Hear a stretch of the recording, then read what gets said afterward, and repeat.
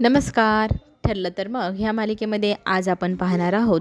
नागराज घरामध्ये निवांत बसलेला असतो आणि दारामध्ये पोलीस आलेले असतात. पोलिसांना पाहून तो उठतो आणि विचार करू लागतो की पोलीस इथे का आले असेल. मग सगळेजण घरातले जमा होतात आणि पोलीस म्हणतात, नागराज किल्लेदार यांना आम्ही अटक करायला आलेलो आहोत. हे ऐकल्यानंतर तो शॉक होतो आणि तो म्हणतो, काय कारण, असं काय केलं आहे मी, मला तुम्ही अटक करायला आलेत? तर ते म्हणतात, कळेलच हळूहळू. तितक्यातच तिथे सायली आणि अर्जुनही मागणं पोलिसांच्या आलेले असतात आणि मग ते सांगू लागतात की नागराज किल्लेदार यांना अटक करायला पोलिसांना आम्ही सांगितले. त्याचं कारण काय विचारल्यानंतर मग इथे नागराज नाटकं करू लागतो. तुम्ही दोघं नेहमीच माझ्यावर जळत असतात. तुमचा माझ्याबद्दल काहीतरी संशय असतो. नेहमी तुम्ही सुमनची बाजू घेता. एक दोनदा काय मी माझ्या बायकोला मारलं तर तुम्ही काय पोलिसांना बोलून मला त्यांच्या ताब्यात देणार का? तू माझ्यावर काटच खातो अर्जुन, असं इथे नागराज बोलत असतो. तितक्यात रविराज येतो आणि रविराज म्हणतो, तो कुठल्याही पुराव्याशिवाय कुणावर आरोप लावत नाही. त्याच्याकडे काहीतरी पुरावा असेल म्हणूनच तो तुझ्यासाठी पोलीस घेऊन आला आहेत ना. अर्जुन, सांग काय झालं आहे. तर अर्जुन इथे सांगू लागतो, रविराज काका, तुला माहिती आहे ना, तुझ्यावर 22 वर्षापूर्वी ज्या व्यक्तीने हल्ला केला त्याची सुपारी कोणी दिली आहे? महिपत हा हल्लेकर होता, पण त्याची सुपारी देणारी व्यक्ती दुसरा तिसरा कोणी नसून हा नागराज आहे. नागराजकडे रविराज पाहू लागतो. कसं शक्य आहे? नागराजचे इतके नखरे, इतके नाटकं चालू होतात. दादा बघ ना, हा ना मुद्दाम माझ्या बाबतीत असं काहीतरी करतोय. मी खरंच काही केलेलं नाही. आणि काय पुरावा याच्याकडे? मीच तुम्हाला मारण्याचा प्रयत्न केला. आणि अर्जुन सायलीकडे बोट करून इथे नागराज बोलू लागतो की तुम्ही माझ्यावर नेहमीच चीड खात असतात. त्याच्याच बदला घेण्यासाठी तुम्ही असं काहीतरी काही बाई आरोप लावताय ना. तर इथे सुमन म्हणते की काही बाई आरोप नाही लावत, ते खरं बोलत आहे. इथे लगेचच सगळेजण विचार करू लागतात काय झालं असेल. नागराज सगळ्यांसमोर इथे रडगाणं गाऊ लागतो आणि सुमनसमोर तो हात जोडून उभा राहतो आणि म्हणतो, काहीही बोलू नको, मी खरंच काही केलेलं नाही. तर इथे तू माझ्यावर कसलं सुडू गवतेस ग? तुला काय वाटतंय मला काही कळत नाही? तुला मी एक दोनदा रागाने मारलं काय तर तू पोलिसांकडे आता माझी कंप्लेंट करणार का? हे सगळेजण मिळून षडयंत्र करताय, असं नागराजचं म्हणणं असतं. इथे मात्र प्रतिमाला पण धक्का बसलेला असतो की तुम्ही असं कसं वागू शकता? सख्या भावाला मारण्याची सुपारी तुम्ही दिली. आमच्या आयुष्यात एवढे दिवस खराब तुमच्यामुळे आले होते. इथे आपले नागराज आता ह्या सगळ्या गोष्टीला डायरेक्ट म्हणतो की मी केलेलंच नाही. आणि इथे आपले अर्जुन सर सांगू लागतात की हे बघ, मला ना डाऊट आलेला होता नागराजवरती, कारण चौकशीसाठी मी महिपतकडे गेलेलो असताना महिपत काहीतरी सांगणार, तितक्यात तिथे नागराजला घाबरून त्याने मला काही सांगण्यापासून विषय टाळला. आणि आम्हाला खूप डाऊट त्याच्यावरती पहिल्यापासून होता. आम्ही त्याच्यावर नजर ठेवत आलो. आपल्याकडे संक्रांतीचा कार्यक्रम होता, त्या दिवशी एक व्हिडिओ आला. तो व्हिडिओ नागराजच्या फोनमध्ये होता आणि आपल्या काकूला किडनॅप करणारा व्यक्ती दुसरा तिसरा कोणी नसून हा नागराजच होता. इथे ती पण सगळ्यांसमोर, हो, यांनीच मला किडनॅप केलं असं सांगू लागते. तर नागराज तिच्याकडे बघून म्हणतो, तुझ्या डोक्यावर परिणाम झाला आहे. तुला काय माहिती मीच तुला किडनॅप केलं होतं? काही बाई बोलू नको, तुझ्यावर कोणी विश्वास ठेवणार नाही. तर इथे आपली सायली म्हणू लागते की त्या खरं बोलत आहे. तर त्या खरं कशावरून बोलत आहे? तर इथे सुमन सांगू लागते, माझ्या डोक्यावर वगैरे काही परिणाम झालेला नाही. मला ठणठणीत आठवतं आहे की तुम्ही मला किडनॅप करून ठेवलं आणि त्याच ठिकाणी महिपतलाही किडनॅप केलेलं होतं. आम्हाला दोघांना किडनॅप करणारा व्यक्ती दुसरा तिसरा कोण नसून तुम्हीच आहात. नागराजकडे त्याची बायको आता आरोप लावत बोलत असते आणि ती सगळं काही घडलेली हकीकत सांगू लागते. महिपतलाही यांनीच किडनॅप केलं तेही सांगू लागते. तर इथे नागराज म्हणतो, काही काय बोलताय तुम्ही आणि कशावरनं मीच माझ्या भावाला मारण्याची सुपारी दिली? का मारेल मी माझ्या भावाला? असं म्हणत तो स्वतःची बाजू क्लिअर करू लागतो. तर इथे सुमन म्हणते, मला तर लाज वाटते, आपल्या भावाने आपल्याला इतका जीव लावला आणि त्याच्या जीवावर तुम्ही उठलात, ही गोष्टच मला सहन नाही होत. तर इथे नागराज म्हणतो, हिच्या डोक्यावर पोलिसांना सांगतो परिणाम झाले, हे बघा गोळ्या, ही बाई काहीही बोलेल, तुम्ही त्याच्यावर विश्वास ठेवाल का? तर सायली सांगू लागते, आम्हीच त्या डॉक्टरला घेऊन आलो होतो त्यांनाही नाटक करायला, आम्हीच रिक्वेस्ट केली, त्याप्रमाणे त्यांनी माझी रिक्वेस्ट ऐकली आणि यांना गोळ्या दिल्या. तर गोळ्या ह्या कॅल्शियमच्या आहे, त्या काही डोक्यावर परिणाम झाल्याच्या नाही. तर पोलीस त्याच्यावरचं नाव वगैरे वाचतात, हां ह्या कॅल्शियमच्याच गोळ्या आहे हे पोलीस पण सांगतात. आता इथे डोक्याला हात लावत रविराज म्हणतो, हे काय चाललं मला खरंच कळेना, असं कसं होऊ शकतं? तर सुमन म्हणते, हे झालं आहे भाऊजी, हे जेव्हापासून मला कळले तेव्हापासून मला काय करावं आणि काय नाही, कुणाशी बोलावं काहीच समजतही नव्हतं. पण सायली आणि अर्जुनच्या युक्तीमुळेच आज आम्ही ह्या नागराजचे सगळे सत्य बाहेर काढू शकलो. आम्ही तिघांनी मिळून प्लॅन केला की माझ्या डोक्यावर परिणाम झाला आहे आणि त्याच्यानंतर त्यांनी माझ्याशी जे वागणं सुरू केलं ते संशयास्पद होतंच.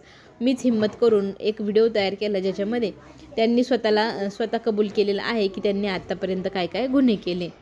तर इथे नागराज सगळ्या गोष्टीला खोटं खोटं म्हणत असतो. पण आता रविराज इथे अर्जुनला म्हणू लागतो, खरं काय आहे मला तुझ्याकडनं जाणून घ्यायचे. मला माहिती तू कधीच कुणावर असा आरोप लावणार नाही, तर तुझ्याकडे पुरावा तर असेलच ना.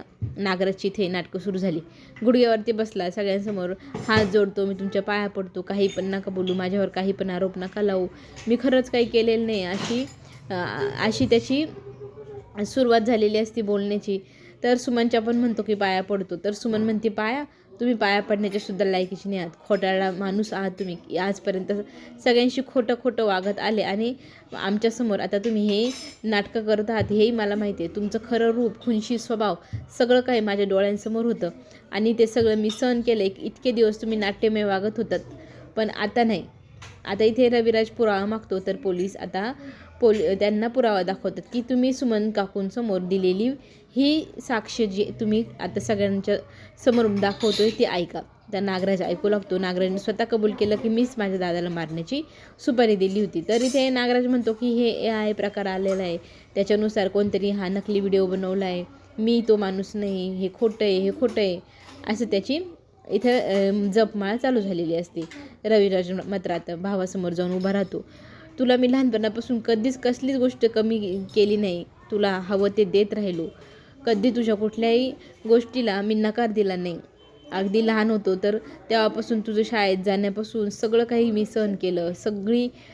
मुलाला जसं प्रेम करतं सगळं प्रेम मी तुला दिलं. अगदी शाळेत गेला की तेव्हा तुला डबा देणं, तुला तयार करणं, तुझ्या युनिफॉर्मला प्रेस करणं, तुझं लग्न ह्या सोन्यासारख्या मुलीशी लावून दिलं, खरंच माझं काय चुकलं असं म्हणत आता रविराज त्याचे गाल सनसन झोडू लागतो आणि एवढ्या रागाच्या भारात तू सगळं काही वाचून दाखवत असतो की तुला मी कधीच काही कमी पडू दिलेलं नाही, तरीही तू असा वागलाच का, अशी काय कमी झाली ते आमच्याकडनं तुझ्या.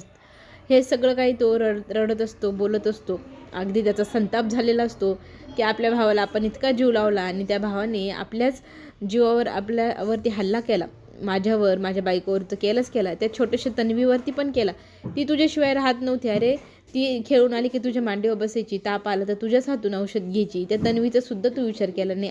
आमची सुपारी देताना आम्हाला मारायचा विचार जेव्हा केला तेव्हा तन्वीचा तर विचार करायचा. तू किती खोटं वागलास, किती खोटं बोललास आजपर्यंत. आम्हाला दाखवत राहिला की मी तुमचा माणूस आहे, तुमच्यासाठी तुम्ही माझ्यासाठी किती महत्त्वाचे आहे, की मी तुमच्यासाठी किती महत्त्वाचं आहे. आणि एवढं मोठं दुःख तुम्हाला कसं देऊ शकलास. तुला 22 वर्ष माझी दिसले नाही मी कशी काढली, माझं एवढी पण किव नाही आली तुला. तुझे प्रत्येक धंदे मी स्वतः माझे पैसे देऊन बुडाले, तरी पैसे पण घेऊन बुडाले, तरी मी कधीच काही म्हटलो नाही. आणि आज तुम्हाला हा दिवस दाखवला. पोलिसांना इथे रविराज सांगू लागतो की याला माझ्या नजरेसमोरून घेऊन जा. तो काही जायला तयार नाही. दादा ऐक ना, मी काय सांगतोय, खोटं नाही बोलते असं म्हणत दादाची रिक्वेस्ट करत राहिला. शेवटच्या क्षणापर्यंत त्याला वाटत होतं की दादा मला वाचवेल, म्हणून त्याच्यासाठी तो गयावया करत होता, प्रार्थना करत होता, दादा माझं ऐक म्हणत होता. आता इथे आपल्या रविराजला चक्कर आलेली असते. त्याला हा शॉकच सहन झालेला नसतो की आपला भाऊ आपल्या बाबतीत हे असं काही करू शकतो. आता सायली आणि अर्जुनला काही सुचेना की काकांचं मन कसं चांगलं करावं, त्यांना एवढा मोठा शॉक लागला आहे, त्यांना कसं सावरावं. इथे आपल्या प्रताप आणि कल्पनाला पण टेन्शन आहे की अर्जुन सायली अजूनही घरी आलेले नाही, कुठे चालले ते पण सांगितलं नाही. कल्पना म्हणते की जाताना त्यांच्या चेहऱ्यावरती टेन्शन दिसत होतं. आता हे टेन्शन कसलं होतं कुणास ठाऊक. ते पण आता विचारात पडले की कुठं गेला असेल, फोन करून बघायला हवं असं कल्पनाचं मत असतं. प्रिया मात्र शांत बसलेली असते, कारण तिला माहिती आहे की तिच्या बाबत काही चौकशी इथे सायली अर्जुन करत नाही, त्याच्यामुळे ती रिलॅक्स असते. पण इथे कल्पनाला काळजी वाटते, तर ती म्हणते फोन करूया. तर प्रताप म्हणतो थोडा वेळ थांब मग आपण करू. रविराज मात्र आता इथे दुखावलेला गेलेला असतो. तो बोलत असतो की मी कधीच आपल्या नागराजला कशाची कमी पडू दिली नाही आणि माझा सख्खा भाऊ, माझा पक्का वैरी कसा काय निघाला, त्याने माझ्यावरती असं करताना थोडासुद्धा विचार केला नाही. माझ्या बाबतीत माझा जीव घ्यायला तर निघाला, माझ्या बायकोचा, माझ्या छोट्याशा तन्वीतसुद्धा जीव घ्यायला निघालेला होता. त्याला आमची कीव कशी आलेली नाही. आणि हे सगळं त्याने का केलं, तर इथे आपल्याला अर्जुन सांगताना दिसेल की अर्जुन म्हणतो हे सगळं त्यांनी प्रॉपर्टीसाठी केलं आणि तो हेही बोलून दाखवत होता एवढं सगळं करूनही प्रॉपर्टी काही मिळाली नाही. रविराज आता एकटं सोडण्याच्या परिस्थितीत नाही. मग रविराजला घेऊन इथे अर्जुन आणि सायली त्यांच्या घरी येतात. घरच्यांना सगळ्यांना सांगितलं जातं. तेव्हा सगळ्यांना शॉक बसतो की स्वतःच्या सख्ख्या भावानेच रविराजचं असं केलं. आणि ही न्यूज जेव्हा मीडियात पसरते तेव्हा न्यूज पाहिल्यानंतर इथे आपल्या साक्षीला पण खूप छान वाटतं की चला नागराज पण आता जेलमध्ये आहे, त्यालाही योग्य शिक्षा ती मिळेल आणि माझे बाबा लवकर सुटतील. इथे रविराजला मोठा धक्का बसलेला असतो. तो स्वतःला एका खोलीमध्ये कोंडून घेतो.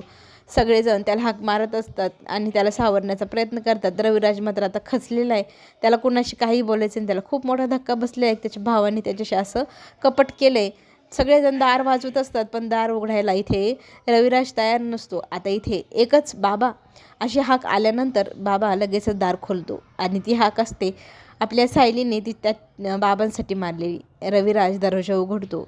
बाबा ह्या एका शब्दानेच रविराजचा जो काही मनावर आलेला बोजा होता तो कमी झालेला असतो आणि सायलीची जादू पुन्हा एकदा चाललेली असते. चला तर मग पुढे जे काय होईल ते पाहायला आपल्या सगळ्यांनाच आवडणार. आपण पुन्हा भेटूया नवीन व्हिडिओसोबत. तोपर्यंत धन्यवाद.